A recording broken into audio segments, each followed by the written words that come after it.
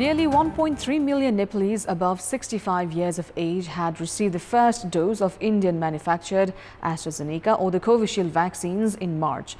But they could not receive the second dose due to India's ban on export of the COVID-19 vaccines. There seems to be some respite for the elderly citizens awaiting the second dose, as Japan is sending 1.6 million doses of AstraZeneca vaccine, which are expected to arrive in Nepal from Saturday. Good morning, I'm Sarah Sapsanama and these are the headlines of the hour. 35 COVID-19 patients succumb to the virus. Japan prepares to send 1.6 million doses of AstraZeneca vaccine to Nepal.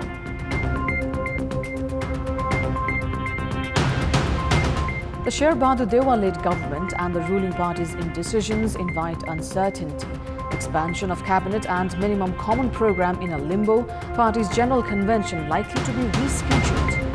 World Health Organization calls for a moratorium on COVID-19 vaccine boosters to enable at least 10% of the population of every country to be vaccinated. And 26 gold medals up for grabs today on the 13th day of the Tokyo Olympics. Germany's Florian Wellbrock wins gold in men's 10-kilometer marathon swimming.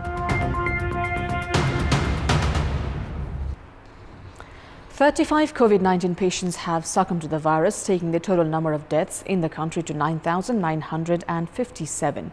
2,975 have tested positive out of 11,354 samples tested through the PCR method.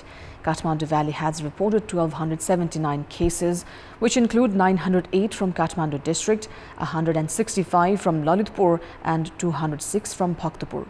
Likewise, 1,535 individuals registered full recovery, taking the recovery tally to 661,651.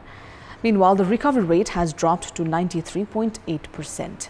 Out of the total 33,464 active cases, 30,270 are in home isolation, 714 in intensive care units, and 156 are being treated with ventilator support. Meanwhile, Japan will be sending 2 consignments of AstraZeneca vaccines to Nepal from today. The Japanese government will airlift 2 consignments of a total of 1.6 million doses of AstraZeneca vaccine today and tomorrow.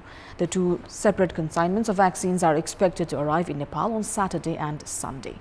The government is planning to roll out these vaccines to elderly citizens who had received the first jab of India-made Covishield vaccine. Now, with the persistent rise in the number of COVID-19 cases, the 3 district administration offices of Kathmandu Valley have extended the prohibitory order by 1 more week to be effective today onwards. The administration offices have warned everyone to avoid activities involving mass gatherings. The administration offices of the valley have ordered to conduct trainings, seminars, meetings, among other activities through virtual medium and discourage physical presence. Prior to this, meetings, trainings, seminars, among other programs were allowed to be conducted with a maximum of 25 people.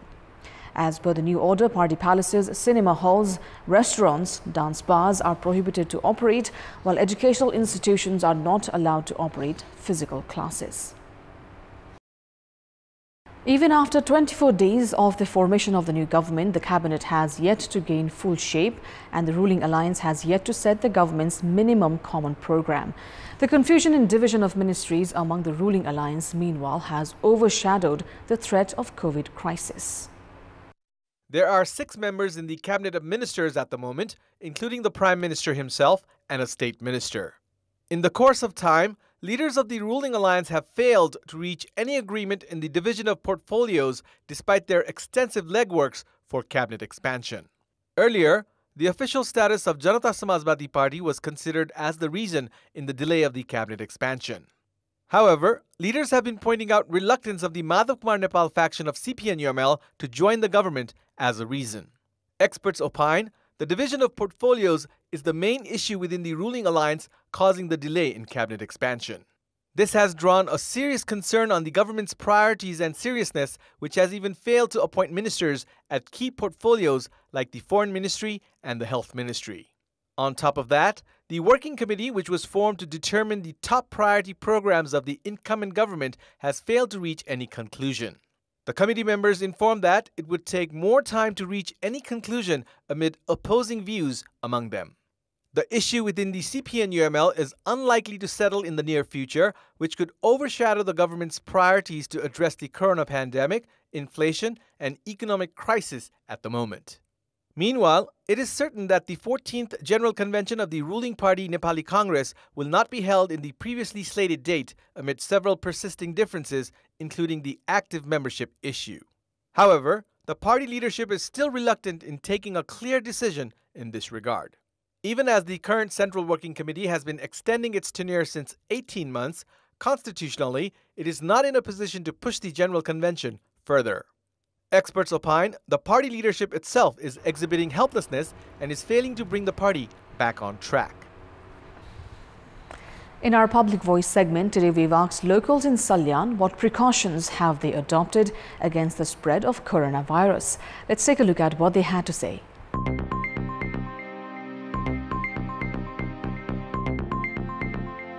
भिडभाड भएको ठाउँमा एकदमै कम जाने गरिरहेको छ अनि मास्कहरु use गर्ने स्यानिटाइजरहरु use गर्ने मास्कहरु स्यानिटाइजरहरु लाउने गरिराछौं अनि भिडभाडमा जाँदा पनि लाउने गर्छौं साबुन पानीले मिसिमिसी हात धुन्छौं सामाजिक दूरी कायम गरेका छौं र भिडभाडमा गइरहेका छैनौं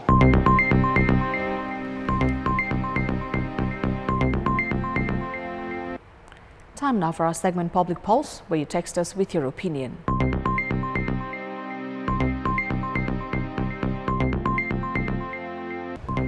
The question is, why has there been lack of progress in the construction of the Nizhgard International Airport? Your options are A, lack of willpower, B, problem in resources, and C, technical difficulty. The voting is on. Type NEWS, select your option A, B or C and send it to 34001 to share your opinion with us. That's all for the moment. Thank you for watching. Bye for now.